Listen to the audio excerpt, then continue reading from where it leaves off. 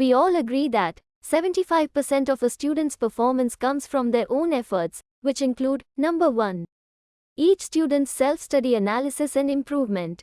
Number 2, understanding and correction of answering planning in exams for each student. Number 3, students should be exposed to a large number of tricky and complicated questions. The remaining 25% of a student's performance comes from, number 1, classroom teaching and discussions plays role in 25% of a student's performance. To ensure success, we must consider both aspects, 25% and 75% for every student. While teachers are doing fantastic job on focusing on syllabus covering and solving students' doubts, our technology can help to cover the remaining part efficiently. What is our model? Number 1, regular practice test series. Weekly practice test series can expose students to a variety of tricky questions. Number 2, artificial intelligence reports. AI-based reports can help understand and correct students' self-study patterns and exam answering strategies. Let's look at an example. You can see on screen, this student has scored 160 marks in one of practice test, clearly not meeting NEET eligibility. However, analyzing the report reveals that the student got 216 marks from correct answers, losing 56 due to incorrect answers.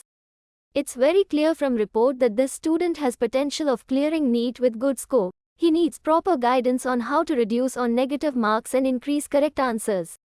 This report highlights that this student has skipped questions from scoring chapters such as living world, sexual reproduction, structure of atom etc., whereas attempted large number of questions from topics like electric field and charges, electric potential and capacitance. These topics are considered to be tricky for NEET students. This shows very clearly that this student needs considerable improvement in question answering strategies at the time of examination.